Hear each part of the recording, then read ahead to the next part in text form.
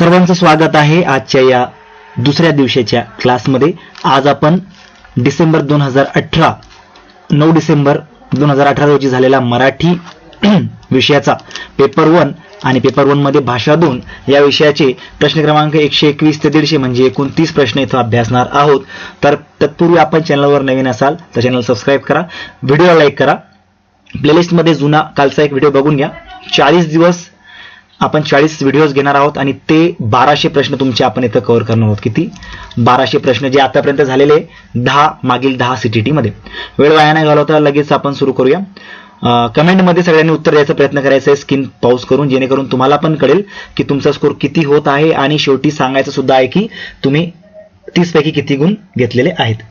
तर बघा सुरुवात करूया प्रश्न क्रमांक 121 जे प्रश्न क्रमांक 91 ते 120 पर्यंत असतात ते भाषा 1 साठी असतात आणि प्रश्न क्रमांक 121 ते 130 150 पर्यंत जे असतात ते भाषा 2 साठी असतात।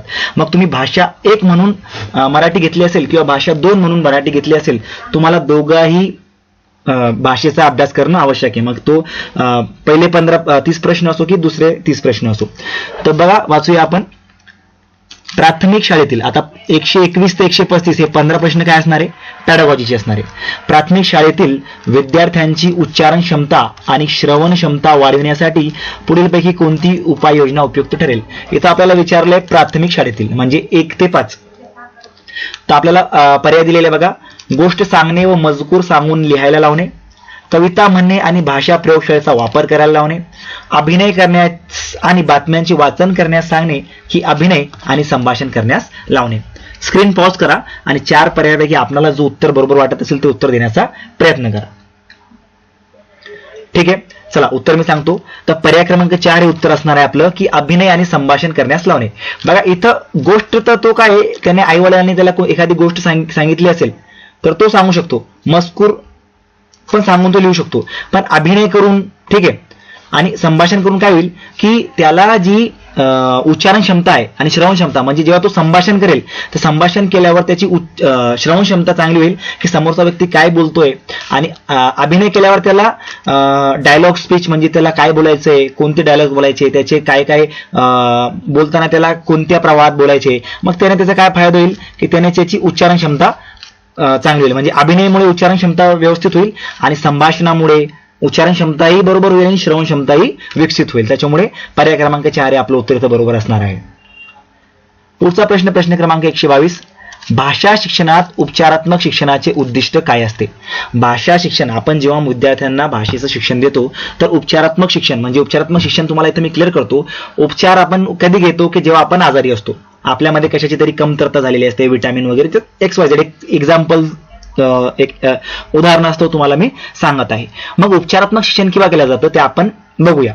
पर्याय क्रमांक 1 विद्यार्थ्यांच्या प्राथमिक चुका दुरुस्त करणे, पर्याय क्रमांक 2 माहिती किंवा ज्ञान या संदर्भात होणाऱ्या चुका सुधारणे, विद्यार्थ्यांच्या आत्मविश्वासात वाढ करणे की वरीलपैकी सर्व। आता इथं एक गोष्ट लक्षात ठेवा, ज्याही प्रश्नामध्ये वरीलपैकी सर्व हा पर्याय असेल आणि सगळे पर्याय पॉझिटिव्ह वाटत असतील तर वरीलपैकी सर्व हा 100% डोळे झाकून आपलं उत्तर असतो। भाषा शिक्षणात उपचारात्मक शिक्षणाचे उद्दिष्ट 3 आहेत। विद्यार्थ्यांच्या प्राथमिक चुका पण दुरुस्त करायचे आपल्याला, माहिती व ज्ञान संदर्भात चुका होणाऱ्या पण सुधारणे आणि विद्यार्थ्यांमध्ये आत्मविश्वास पण वाढवायचा आहे। त्याच्यामुळे वरीलपैकी सर्व आपले पर्याय बरोबर असल्यामुळे पर्याय क्रमांक 4 हे आपलं उत्तर असणार आहे। मला आशा आहे की तुम्ही आतापर्यंत लाईक पण केलं असेल, चॅनलला सबस्क्राईब पण केलं असेल आणि आपल्या चॅनलवर खूप सारे व्हिडिओज ऑलरेडी आहेत मराठी भाषेचे, कारण आपण खास करून मराठी भाषेसाठी आपलं चॅनल तयार केलेलं आहे। दुसरे विषय पण आपण घेतो पण स्पेशली आपलं मराठीसाठी आहे। आणि त्याचबरोबर कालपासून मी सिरीज तयार केलेली आहे की मागील आतापर्यंत ज्याही 10 CTT झालेले आहे त्या सर्व 10 CTTचे 11 झालेले आहे, पण 11 पैकी 10 ऑफलाईन झालेले आहे आणि 1 ऑनलाईन झालेली आहे। तर ऑनलाईनचे प्रश्नपत्रिका तर सध्या माझ्याकडे अवेलेबल नाहीत, पण ज्या 10 ऑफलाईन झालेल्या आहे त्या 10चे 10 प्रश्नपत्रिकांचे आपण जवळपास 1200 प्रश्न कव्हर करणार आहोत। त्याच्यामुळे एवढे व्हिडिओज बघितल्यावर तुम्हाला बाकी काय करायची गरज नाही। पुढचा प्रश्न प्रश्न क्रमांक 123 भाषेची सर्वसामान्य समज तपासून पाहण्यासाठी कोणत्या प्रकारचे प्रश्न अधिक उपयुक्त ठरतील? अतिलघुत्तरी प्रश्न, दीर्घोत्तरी प्रश्न, निबंध वजा प्रश्न की वस्तुनिष्ठ बहुविकल्पीय प्रश्न? आता याचा अर्थ MCQ। दीर्घोत्तरी म्हणजे 5 ते 6 ओळींमध्ये आणि लघुत्तरी म्हणजे एक शब्दात, 2 शब्दात किंवा एका ओळीमध्ये. ठीक आहे. मग भाषेची समज तपासून पाहण्यासाठी कोणते प्रश्न आपण विचारायला पाहिजे असा आता आपल्याला प्रश्न विचारलाय. तर त्याचं उत्तर आहे पर्याय क्रमांक 1 अतिलघुत्तरी प्रश्न. कारण आपण जर एखाद्या विद्यार्थ्याकडे गेलो, आपल्याला त्याची भाषेची त्याची समज किती आहे ते तपासून घ्यायची असेल तर आपण त्याला एमसीक्यू तर देणार नाही. आपण त्याला डायरेक्ट प्रश्न विचारून त्याच्याकडूनच उत्तर घ्यायचं. आपल्याला निबंध वजा प्रश्न घेणार नाही. दीर्घोत्तरी प्रश्न घ्यायला आपण त्याला काही म्हणजे स्पीच वगैरे द्यायला तिथं लावत नाही किंवा त्याच्याकडून आपण हे करत नाही. म्हणजे आपल्याकडे सोपा पर्याय कोणता आहे? अतिलघुत्तरी प्रश्न, की बुवा सांग बरं हे असं तुला बोलायचं, तू कसं बोलू शकतो? मग तू सांगेल मी असं बोलेल. म्हणजे याला म्हणतात अतिलघुत्तरी प्रश्न. समजत असेल, व्हिडिओ चांगला आवडत असेल तर कमेंट नक्की करा. काही तुम्हाला अजून सुधारणा पाहिजे असतील तर ते पण सांगा. तुम्हाला काही अडचणी असतील, तुम्हाला अजून काही विशिष्ट पाहिजे असेल तर ते पण सांगा. ते पण मी तुमच्यासाठी करण्याचा प्रयत्न करणार आहे. पुढचा प्रश्न क्रमांक 124. मुले भाषा शिकण्याच्या नैसर्गिक क्षमतेसह जन्माला येतात, हे विधान कुणाचे आहे? Jean Piaget, Chomsky, Vygotsky, Paulo. आता जीन पियाजेट आणि चॉम्स्की, व्यगोत्स्की, पॉलो म्हणजे हा एक शास्त्रज्ञ आणि हा एक यांचा आपण एक व्हिडिओ तयार केलेला आहे. त्यांच्या आपापसामध्ये जे पण त्यांचे म्हणजे हे होते, म्हणजे त्यांचे दोघांचे विचार कसे होते तर आपण ते तयार केलेलं. तर तुम्ही व्हिडिओ आपल्या चॅनलवर जाऊन बघू शकता. मग आता याचं उत्तर काय असेल तर त्याचं उत्तर आहे चॉम्स्की. ठीक आहे. चॉम्स्की यांनी सांगितलं होतं की मुले भाषा शिकण्याच्या नैसर्गिक क्षमतेसह जन्माला येतात. याचे शॉर्ट ट्रिक्स पण मी तुम्हाला देणार आहे. त्याचे पण व्हिडिओज मी वेळोवेळी टाकण्याचा प्रयत्न करणार आहे. आणि काळजी काही नसावी तुमची. पेपर तुमचा पेपर 7 सप्टेंबरला आहे मला वाटतं. तर 7 सप्टेंबरपर्यंत आपण काय करूया, सगळे व्हिडिओज कव्हर करू जेणेकरून तुमचे 27 ते 28 मार्क मराठीमध्ये यायला पाहिजे. आणि मराठीमध्ये 27 ते 28 मार्क आले तर बाकीच्या विषयांमध्ये कमी जरी आले तर कव्हर होतो. म्हणजे मराठी आपला स्कोरिंग सब्जेक्ट आहे, त्याच्यामुळे त्याच्यावर विशेष लक्ष देणे आवश्यक आहे. पुढचा प्रश्न क्रमांक 125. हिंदी भाषक प्रदेशातील एक मुलगी तुमच्या प्रदेशात येते. बघा, हिंदी भाषक प्रदेशातील म्हणजे उत्तर प्रदेश हा एक तिथं हिंदी भाषा चालते. तुमची भाषा बोलताना ती चुका करते. एक शिक्षक या नात्याने तुम्हाला पुढीलपैकी कोणते विधान योग्य वाटते? बघा, एका राज्याची मुलगी आलेली आहे आपल्याकडे, हिंदी भाषक प्रदेशातील राज्य म्हणा किंवा जिल्हा म्हणा, जिथे हिंदी बोलतात. आपल्या महाराष्ट्रात आपण मराठीच बोलतो. पण समजा एखाद्या हिंदी भाषक प्रदेशातील मुलगी आलेली आहे, मग कोणत्या राज्याची असो, तुमची भाषा बोलताना ती चुका करते. म्हणजे तिला बोलताना साधा तिला म्हणायचं की मला पाणी द्या, मग ती बोलताना काय म्हणते, मला पाणी दो, म्हणजे ती चुकते. मग एक शिक्षक या नात्याने, जी विद्यार्थी तुमची आपल्याकडे आलेली आहे, एक शिक्षक या नात्याने तुम्ही पुढीलपैकी कोणते विधान योग्य, म्हणजे तुम्हाला खालील पर्यायापैकी कोणते विधान योग्य वाटते असं आपल्याला इथं विचारलंय. पर्याय वाचून घेऊया. तिने केलेल्या चुका वारंवार निदर्शनास आणून देणे, तिला भाषा वापरण्याची जादा संधी उपलब्ध करून देणे, तिला रोज अर्धा तास भाषेचा सराव करण्यास सांगणे, भाषेच्या वापरात तिच्या मातृभाषेचा प्रभाव नाकारणे. आता बघा, याच्यात आहे ना 3 निगेटिव्ह आहेत आणि एक पॉझिटिव्ह आहे. आता स्क्रीन पॉज करा आणि उत्तर देण्याचा प्रयत्न करा. तर बघा, पहिला पर्याय आपण आता अनालिसिस करूया. चुका वारंवार निदर्शनास आणले तर काय होईल, तिचं जे कॉम्पिटिशन आहे त्याचं कॉन्फिडन्स जे आहे तिचं काय होईल, खच्चीकरण होईल. त्याच्यामुळे हा पर्याय निगेटिव्ह आहे. आपण मुलांच्या चुका वारंवार निदर्शनास आणावयाच्या नसतात. ठीक आहे. आपण त्यांना पॉझिटिव्ह, निगेटिव्ह कडून पॉझिटिव्ह कडे घेण्याचा अप्रोच आपला असायला पाहिजे. मग आपण त्यांना चुका वारंवार जर निदर्शनास आणून दिल्या तर मग त्यांच्या मनात एक भावना निर्माण होईल की मी किती करतोय, सरांना माझं चुकच वाटतंय. मग एक वेळ अशी येईल का ते त्यांना सुधारायचा प्रयत्न करणार नाही. त्याच्यामुळे त्या चुकांमधून पण आपण त्यांना काहीतरी प्रेमानं पॉझिटिव्ह करण्यास प्रोत्साहित केलं पाहिजे. त्याच्यामुळे पर्याय क्रमांक 1 इथं कट होतो. पर्याय क्रमांक 2 आपण थोडा साईडला ठेवूया, कारण तोच आपलं उत्तर बरोबर आहे. 3चं आपण जर बघितलं तर तिला रोज अर्धा तास भाषेचा सराव करण्यास सांगणे. ठीक आहे. 3 काय सांगितलं आपल्याला की रोज तिला भाषेचा सराव करण्यास सांगणे. मग आता तिला जर भाषेचा सराव जर आपण करण्यास सांगितलं तर त्याच्यावर काय होईल, तर दडपण होईल. ठीक आहे. म्हणजे आहे हा पर्याय पण बरोबर आहे, पण तो 2 सारखा परफेक्ट उत्तर नाहीये. ठीक आहे. आणि चौथं बघू, भाषेच्या वापरात तिच्या मातृभाषेचा प्रभाव वापरणे. आता ती एक तर हिंदी भाषिक आहे. ठीक आहे. आता आपण तिला मराठी माध्यमामध्ये तिला प्रवेश दिला, आपण तिला शिकवतोय. मग तिला जर आपण तिच्या हिंदू मातृभाषेचा तिचा प्रभाव, म्हणजे ती जर मधून मधून हिंदी बोलत असेल आणि आपण तिला नकार देतोय की तू ती हिंदीचा वापर नको करू, मग कुठेतरी हे पण निगेटिव्ह होते.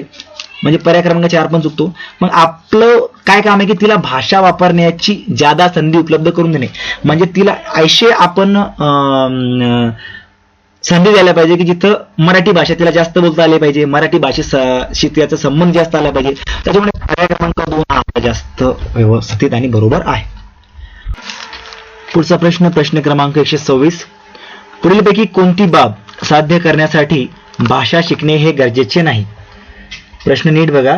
पुढीलपैकी कोणती बाब साध्य करण्यासाठी भाषा शिकणे हे गरजेचे नाही? पर्याय वाचूया. जीवनाचे विविध टप्पे समजून घेण्यासाठी, भाषा आकलनासाठी, अंतर्मनाचा आवाज ऐकव्यास सांगण्यासाठी, जीवनाच्या विविध गरजा पूर्ण करण्यासाठी. स्क्रीन पॉज करून उत्तर देण्याचा प्रयत्न करा. प्रश्न क्रमांक 126.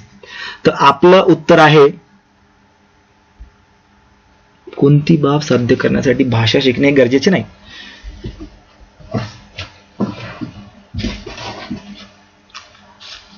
भाषा आकलनासाठी. पर्याय क्रमांक 2 भाषा आकलनासाठी. हा पर्याय मला थोडा कन्फ्युजिंग करतोय, पण मला माझ्या मते भाषा आकलनासाठीच आहे आणि ऑफिशियल उत्तर की मध्ये पण हाच पर्याय दिलेला आहे. जी आन्सर की आलेली याची त्याच्यात पण हाच उत्तर आहे, पर्याय क्रमांक 2. ठीक आहे, बघूया आपण याच्या संबंधी तुम्हाला काय वाटतं ते तुम्ही सांगा मला, कारण भाषा आकलनासाठी भाषा शिकणे आवश्यक आहे. मग हे प्रश्न काय आहे बघा. जीवनाचे विविध टप्पे समजून घेण्यासाठी सुद्धा भाषेची गरज मला असं वाटतं की पडणार नाही. ठीक आहे, हा प्रश्न थोडा आपण ठेवूया स्टार. ठीक आहे, तुमचं काय मत आहे याच्याबद्दल तुम्ही सांगा मला कमेंटमध्ये. पण ऑफिशियल आन्सर की मध्ये पर्याय क्रमांक 2 दिला आहे. पुढचा प्रश्न क्रमांक 127. भाषेच्या संदर्भात निबंध वजा चाचणीचा पुढीलपैकी कोणता फायदा संभवतो? भाषेच्या संदर्भात निबंध वजा चाचणीचा पुढीलपैकी कोणता फायदा संभवतो? एक निबंध वजा चाचणी असते. तर मराठी भाषेत जर तुम्ही शिक्षक असाल, भाषेचे शिक्षक असाल किंवा 1 ते 5 चे वर्ग तुमच्याकडे असतील तर निबंध वजा चाचणी घेण्याचा कोणता फायदा होईल असं आपल्याला इथं विचारलंय.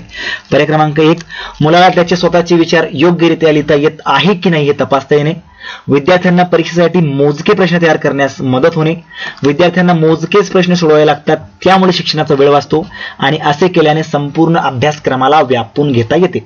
उत्तर देण्याचा प्रयत्न करा. प्रश्न क्रमांक 127. तर आपलं उत्तर आहे बघा पर्याय क्रमांक 1 मुलाला त्याचे स्वतःचे विचार योग्यरित्या लिहिता येत की नाही हे तपासता येण्यासाठी निबंध वजा चाचणी घेतल्या जाते. कारण याच्यामध्ये एक निबंध घेतला जातो, त्यांना कोणताही एक विषय दिला जातो आणि मग त्या विषयासंदर्भात त्यांना विचार मांडण्यास सांगितले जातात. त्याच्यामुळे त्यांचे विचार ते लिहितात की नाही आपल्याला याच्यात निबंध वजा चाचणीमध्ये याचा फायदा संभवतो. कारण बघा, एखाद्या मुलाला जर आपण सांगितलं की माझी मांजर या विषयावर तू काहीतरी लिही, सॉरी, मग त्याच्याकडे मांजर असो किंवा नसो, तो आपल्या विचारांमध्ये जाऊन त्या मांजरीबद्दल काहीतरी विचार केला की माझ्याकडे मांजर असेल तर ती अशी असेल. मग काय होईल तर त्याचे जे विचार आहेत ते योग्यरित्या लिहिता येण्यास त्याला मदत होईल, सराव होईल.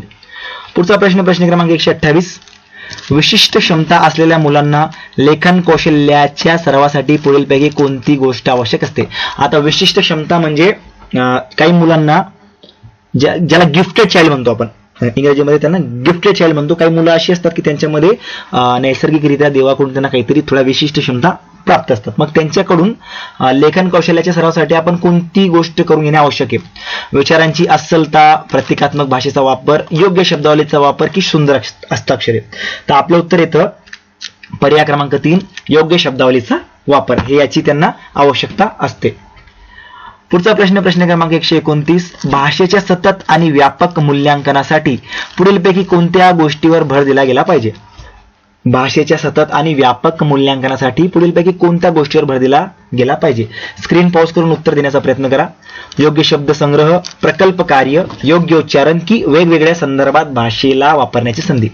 काय बाबा उत्तर येतं? तर याचं उत्तर आहे पर्याय क्रमांक 4 वेगवेगळ्या संदर्भात भाषेला वापरण्याची क्षमता. या गोष्टीवर आपण जर भर दिला तर व्यापक मूल्यांकनासाठी म्हणजे याच्यावर त्याचा भर दिला गेला पाहिजे. पुढचा प्रश्न क्रमांक 130. बहुभाषिकता म्हणजे काय? खूप महत्वाचा प्रश्न आहे, वारंवार रिपीट होतो. भाषा शिक्षणात अडथळा, भाषा संसाधनासाठी धोकादायक, भाषा शिक्षणाचे एक महत्वाचे साधन की भाषा शिकण्यात अडथळा निर्माण करते. आता याच्यात 3 निगेटिव्ह आहेत आणि एक पॉझिटिव्ह आहे, त्याच्यामुळे तुम्ही स्क्रीन पॉज करून उत्तर द्या. बघूया आपण किती जणांचं उत्तर बरोबर येतं. त्याचं उत्तर अडथळा निगेटिव्ह बिलकुल नाही, धोकादायक निगेटिव्ह बिलकुल नाही, अडथळा निगेटिव्ह बिलकुल नाही, तर एक महत्वाचे साधन म्हणजे पॉझिटिव्ह, पर्याय क्रमांक 3.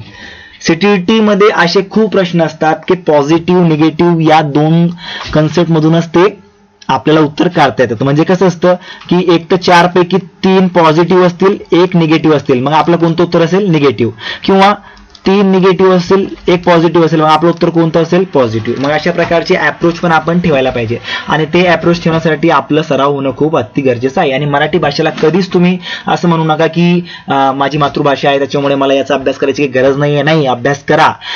25, 26, 27, 28 पर्यंत मार्क घ्या, जेणेकरून सीडीपी, गणित, समाजशास्त्र, पर्यावरण यामध्ये तुमचे मार्क कमी जरी झाले तरी इथं भर तुमची निघून जाईल.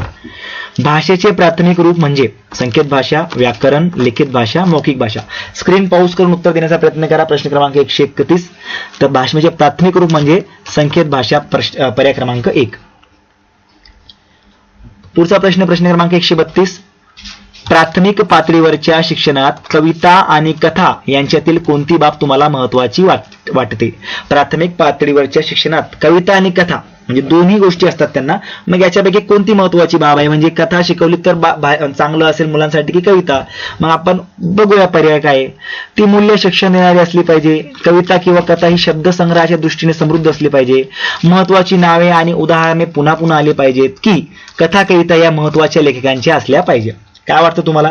चारही पर्याय जे आहेत ते थोडे कन्फ्यूज करणार आहे. ठीक आहे, चारही पर्याय जे आहे आपले ते थोडे कन्फ्यूज करणार आहे. तर आपलं उत्तर जे आहे ते पर्याय क्रमांक 2, कविता आणि कथा ही शब्दसंग्रहाच्या दृष्टीने समृद्ध असली पाहिजे.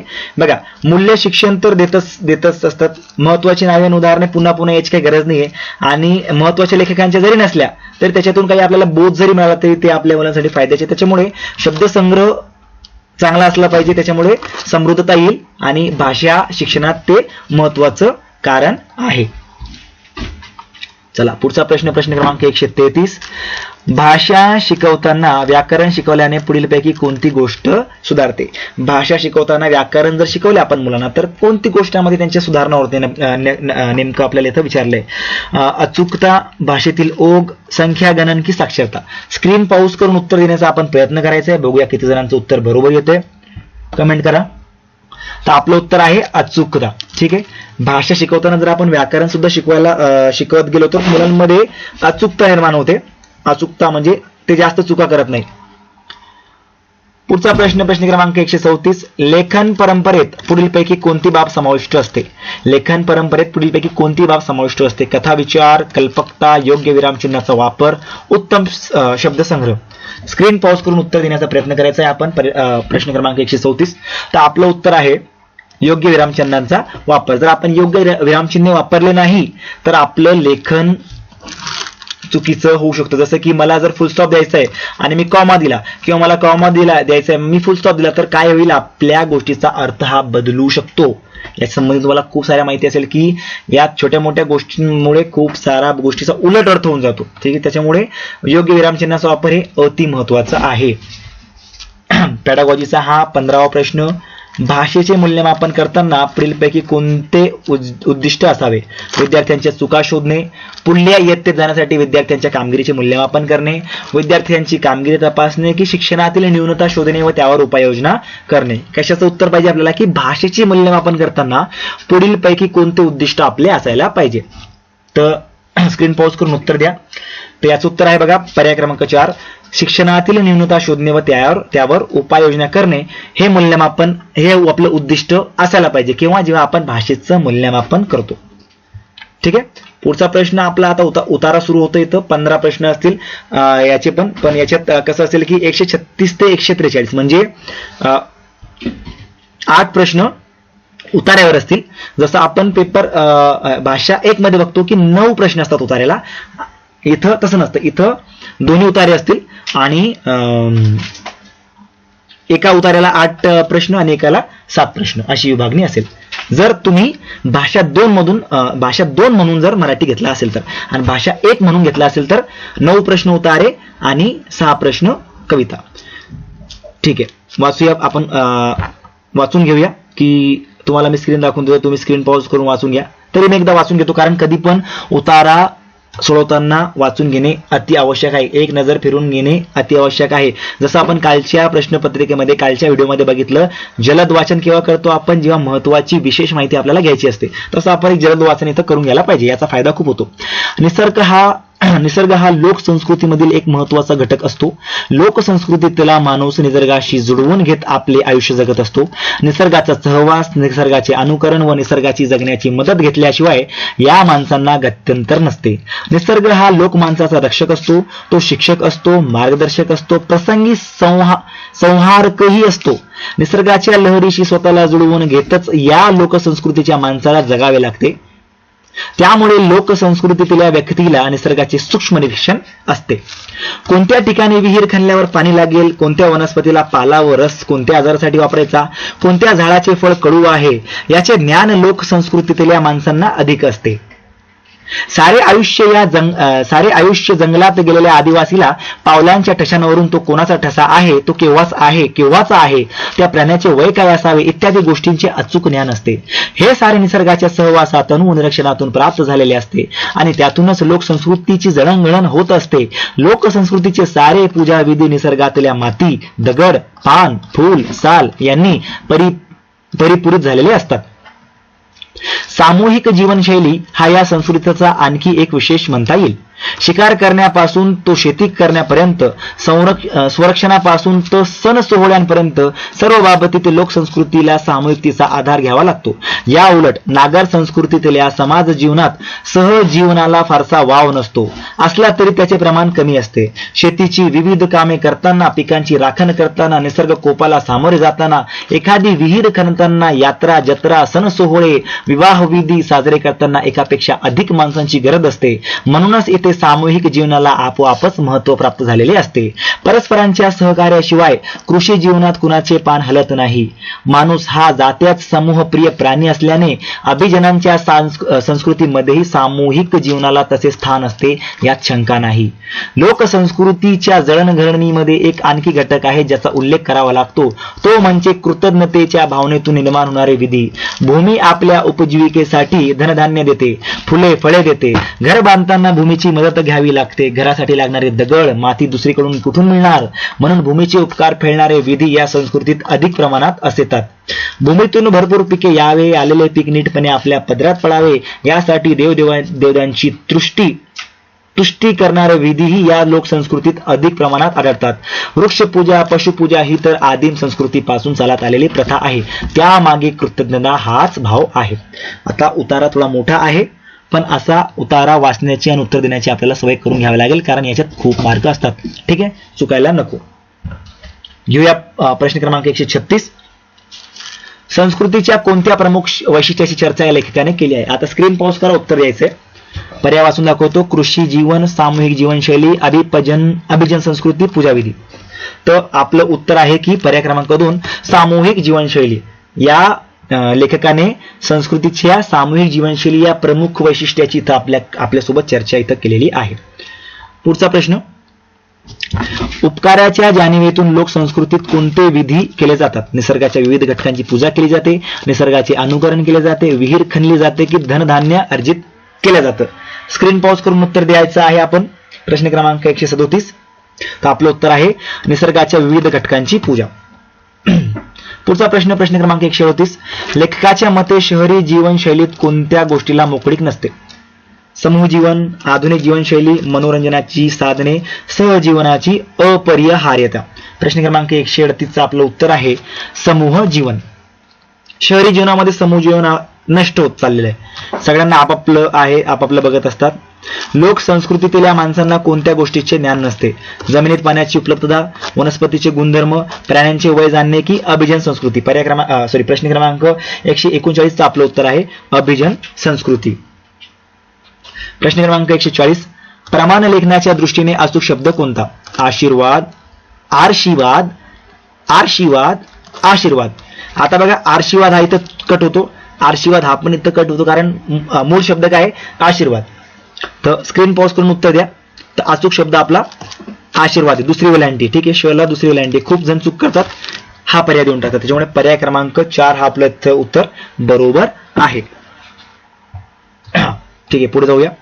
प्रश्न क्रमांक 141, लोकमानसाच्या संदर्भात लेखकाने निसर्गाला कोणती उपमा नाही दिली? मार्गदर्शक, संरक्षक, उपदेशक, संहारक. प्रश्न क्रमांक 141. तर आपलं उत्तर आहे उपदेशक. लोकमानसाच्या संदर्भाने लेखकाने निसर्गाला उपदेशक ही उपमा दिली नाही. मार्गदर्शक दिली, संरक्षक पण दिली आणि संहारक पण दिली.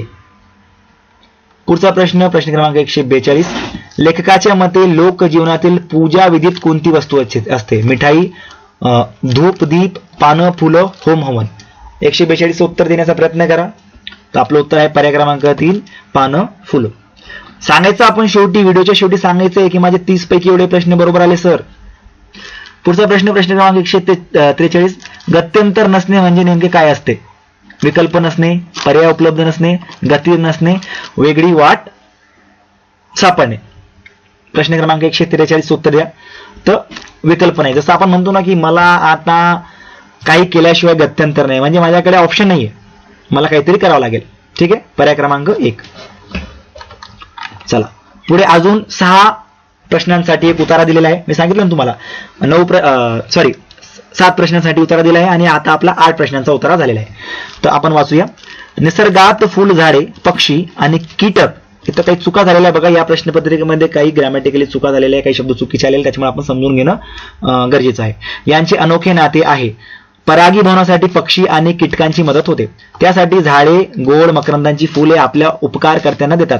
मात्र हा खाऊ मिळवतानाच या मंडळींनी सोबत परागकण नक्की न्यावेत अशी फुलांचीही प्रामाणिक इच्छा असते. त्यासाठी काही फुलझाडे खात्रीशीर प्रभावी युक्त्याही वापरतात. माणसापेक्षा कितीतरी वेगवेगळ्या रंगछटा कीटक पाहू शकतात. मधमाशांचे सारखे कीटक तर अतिनील प्रकाशातही सहज वावरू शकतात. त्याचा चांगला उपयोग डोंगर उतारावर रस्त्याच्या कडेला फुलणारी छोटीशी पिवळी रानफुले करून घेतात. हेच पिवळी फुले मधमाशांना चक्क वेगळीच दिसतात. मधमाशांना अतिनील प्रकाश दृष्टीच्या देणगीमुळे या फुलांच्या पिवळ्या पाकळ्या पांढऱ्या दिसतात. तसेच पाकळ्यांच्या कळ्यांना व बाजूला निळसर जांभळा रंग दिसतो. पाकळ्यांच्या रंगातील बदल हा त्या फुलांनी मधमाशांना संदेश देण्यासाठी वापरलेली छानशी युक्ती असते. यामुळे मधमाशांना मधुकोशाकडे अचूक जाण्याची योग्य दिशा सापडते. विशेष म्हणजे या मार्गावरून जाताना मधमाशांच्या शरीराला फुलातले परागकण हमखास चिकटतात. त्यामुळे परागीभवन खात्रीने होते. बाकी अजून गिलिया नावाची छोटी झुडुपे तर परागीभवन हमखास होण्यासाठी वेगळीच युक्ती लावतात. ही झुडुपे त्यांच्या फुलांचा रंग ठराविक काळानंतर चक्क बदलतात. उन्हाळ्याच्या सुरुवातीला त्यांना गडद लाल केशरी रंगाची भरपूर फुले येतात. या रंगाच्या फुलांकडे गुणगुणा पक्षी आकर्षित होतात. विशेष म्हणजे या पक्ष्यांची चोच व लांब बाकदार असते. चोच मधापर्यंत नीट पोहोचण्यासाठी या फुलांच्या पाकळ्या एकमेकांशी जोडून उभट पेल्यासारखा आकार धारण करतात. पर्यायाने गुणगुणा पक्षी मध चोखताना चोचीजवळच्या भागांना परागकण चिकटतात व परागीभवनाचे काम फत्ते होते. उन्हाळा संपला की त्या झाडांना पांढऱ्या रंगाची फुले येतात. ऋतू बदलल्याने गुणगुणा पक्ष्यांनी स्थलांतर केलेले असते, पण पतंगाचे आगमन झालेले असते. विशिष्ट प्रकारचे पतंग पांढऱ्या फुलांकडे आकर्षित होतात. मकरंद खाण्याच्या निमित्ताने फुलांना भेट देतात व परागीभवनास मदत करतात. एकमेकास सहाय्य करू अवघे जीवन जगू या अशा उदात्त विचारांनीच निसर्गातले हे घटक आपले अस्तित्व टिकवून आहेत. चला घेऊया प्रश्न. मला माहिती आहे तुम्हाला तुमचा वेळ वाया जातोय, पण वाचून घेतलेलं कधी पण बरं, सवय लागायला पाहिजे. तिथं काय करतो आपण, आधी प्रश्न वाचून घेतो, मग त्या प्रश्नाचं उत्तर याच्यात शोधतो, मग त्याच्यात वेळ वाया जातो. प्रश्न क्रमांक 144. उतार्यात लेखिकेने प्रामुख्याने कशाचे वर्णन केले आहे? फुलांची युक्ती, कीटक, प्रकाशदृष्टी, रंगछटा. उत्तर देण्याचा प्रयत्न करायचा आहे. प्रश्न क्रमांक 144. पर्याय क्रमांक 1 फुलांची युक्ती. मधमाशांना मधुकोशाकडे जाण्याची वाट कोण दाखवतो? फुलांच्या पाकळ्या, अतिनील प्रकाश, कीटक की पतंग? उत्तर द्या. तर आपलं उत्तर आहे फुलांच्या पाकळ्या. पुढचा प्रश्न क्रमांक 146. उपकारकर्त्यांना झाडे काय देतात? कीटक, पतंग, मकरंदाची फुले, मधमाशा. पर्याय क्रमांक 3 मकरंदाची फुले. ठीक आहे, ओके. पुढचा प्रश्न. पुढील शब्दांतील विशेष नाम कोणते? फूल, रंग, कीटक, गिलिया. विशेष नाम आपल्याला शोधायचंय. स्क्रीन पॉज करून उत्तर द्या. तर आपलं उत्तर आहे गिलिया. ठीक आहे, फूल सर्वनाम आहे, रंग पण सर्वनाम आहे, कीटक पण सर्वनाम आहे, पण गिलिया काय विशेष नाम आहे. चला पुढचा प्रश्न क्रमांक 148. मधमाशांच्या फुलांचे रंग वेगवेगळे कोणत्या कारणास्तव दिसतात? प्रकाश दृष्टीच्या देणगीमुळे, परागकणांमुळे, कीटकांमुळे, ऋतू बदलांमुळे. उत्तर देण्याचा प्रयत्न करा. आपलं उत्तर आहे प्रकाश दृष्टीच्या देणगीमुळे. पुढचा प्रश्न क्रमांक 149. रंग बदलण्याची किमया फुले कशासाठी करतात? परागकणांसाठी, संदेश देण्यासाठी, डोंगर उतारासाठी की अतिनील प्रकाशासाठी? पर्याय क्रमांक 2 संदेश देण्यासाठी. शेवटचा प्रश्न. निसर्ग घटकांचे कोणते वैशिष्ट्य लेखिकेने अधोरेखित केले आहे? मार्गदर्शन करण्याचे, परस्परांना मदत करण्याचे, रंग बदलण्याचे की अतिनील प्रकाशाचे? आता या प्रश्नाचं उत्तर तुम्ही कमेंट बॉक्समध्ये द्यायचं. तुमच्यासाठी मी हा प्रश्न इथं सोडतोय. आणि स्कोर पण सांगायचा आहे की सर माझा स्कोर 30 पैकी आला. समजा तुमचे 25 प्रश्न बरोबर आले तर असं कमेंट द्यायचे 25/30 म्हणजे 30 पैकी 25. स्क्रीनवर तुम्हाला क्लास 1चा व्हिडिओ दिसत असेल आणि क्लास 3चा पण व्हिडिओ दिसत असेल. जर आपण क्लास 1 बघितली नसेल तर तो पण बघून घ्या आणि हे बघून झाल्यावर क्लास 3 पुढचा व्हिडिओ बघा म्हणजे याच्या पुढच्या परीक्षांचे तुम्हाला व्हिडिओ दिसतील. ठीक आहे. थँक्यू.